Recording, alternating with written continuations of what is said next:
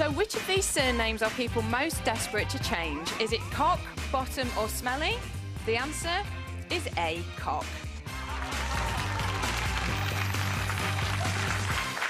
Why? Why would you want to change your name, Amy? I love that. Why are you laughing? Mrs. Cock. There's nothing wrong with that. You're watching The Right Stuff with Christopher Biggins, Larry Turner and our special guest Kwame Kwayama, all behind the desk this morning. There's better to come, I promise you. Still to come, can birth plans backfire? Many, many mums-to-be are encouraged to plan their births, some in meticulous detail, but is having a fixed idea of how you want your baby to be born months in advance such a good idea? 0207 173 5555 is the number for your thoughts and your experiences. Are birth plans even worth the paper they're written on? First, would you change your name? I mean, wouldn't you miss your old one if you did? Isn't your name an intrinsic part of your makeup, of your identity? I know what's coming. Sorry, calm. Changing your name strikes me as being quite a big deal, but more than 100,000 women will take their husband's surname every year after getting hitched. It may be common practice.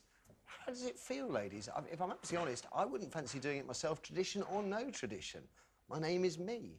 A further 40,000 people will change their name by D-poll every year. They included Alan MacDonald from West Yorkshire, who's now known as Rolf Harris. That is Rolf Harris, that's not Alan MacDonald. Showbiz personalities, of course, have been doing it for years. Sir Cliff Richard, Harry Webb, Sir Elton John, Reg Dwight. Why he didn't want to stick with that one, I don't know. And Vanilla Ice, who was born plain Robert Van Winkle. Others changed their name because they hate the one they were born with. Those christened John or Jane Cock, for example. Other embarrassing names to be binned by default include Handcock, Shufflebottom, Willie and Nutter. Today's producer has a friend who dated a Mr. Roger Shagham. And my friend Ben was at school with twins Andrew and Peter Ness. Think about that during the school register. A-Ness, P-Ness. A recent study, Larry. Oh, how you laugh every morning. A recent study found we make all sorts of assumptions about people based on their names. So I wonder, in changing your name, can you change yourself? Kwame, you were born... Well, I was born Ian Roberts, yes. So why did you change yours? Well, I did a genealogical study and took my family back through slavery. And, you know, in 1833, when slavery was abolished, the enslaved were given the names of their slave masters. And I just thought that that was an illegitimate thing for me to still carry and for me to hand to my children the name of someone who once owned their family member.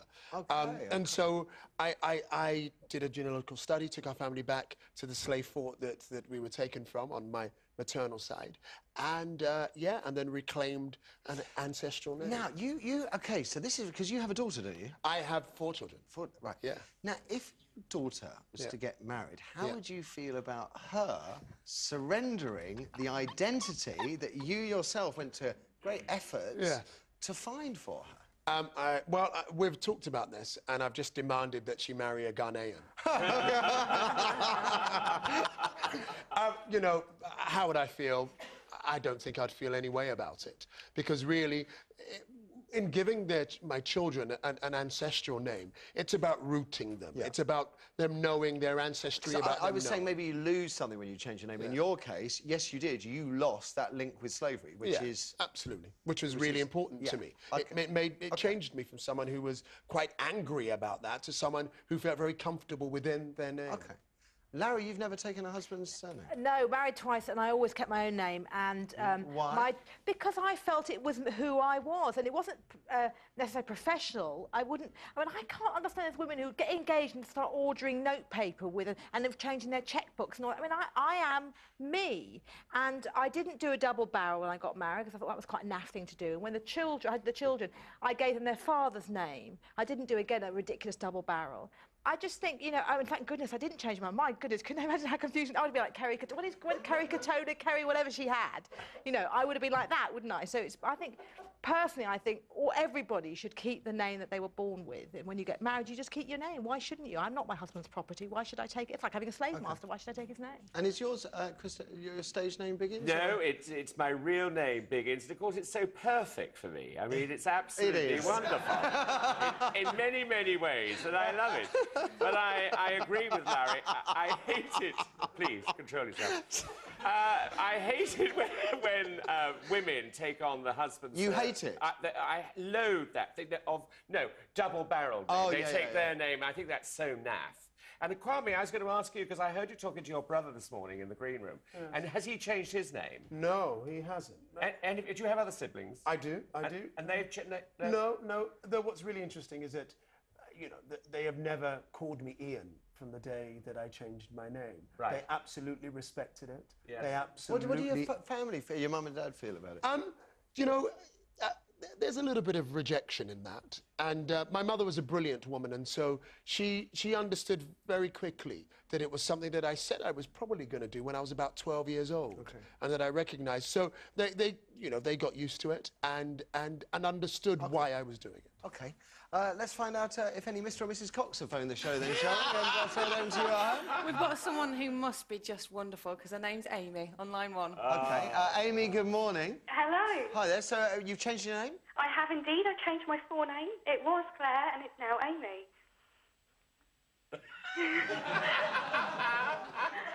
Why? Amy was my middle name. I feel like an Amy. To me, Amy is me. I've preferred it from a very young age, and I got people to start calling me Amy for a good year before I did actually change it. And I'm happier in myself to feel that my identity is What was wrong with Claire? People used to spell it wrong. That used to really annoy me. Oh, dear. But it just didn't feel like me. And like I say, always preferred Amy. OK. So... your last name isn't Cock, though, by any chance? No. OK, just wanted to check. Let's have another, please. We're going to go to Lois on line 2. Lois, you say? Morning, Yes, Lois. Morning. Hello. So what have you changed your name to, from, to? Well, my name now is Lois. I changed my name at 18, and my name was, I hate to say this, Sarah. And my reason for changing it was because there were hundreds of Sarahs around, and my parents always told me that Sarah was a compromise and that they couldn't agree whether to call me Charlotte or Bridget, either of which would have been better than Sarah. Very confused. And Lois, are you still looking for Superman? No, I found him last year. Oh, you got to ask, haven't you? Hey? How bizarre. I expected... I think Sarah's a lovely name. I'm sorry. Well, good luck to you, Lois. Thank you very much for the calls. No shuffle bottoms? Afraid not. Not No this willies? morning. Not so far. No Smellies? Not just yet. No Shaggums? Doesn't look that way. We've got a Pritchard. You've had some? We've got a Pritchard. Bruce. Bruce Pritchard. When I was working as a library as a teenager, there were 2 boys who came in with their library cards, and their surname was Bank, and their parents had called them Lloyd and Barclay. Oh, no! That was wicked. OK, really wicked. we've got to take a break there.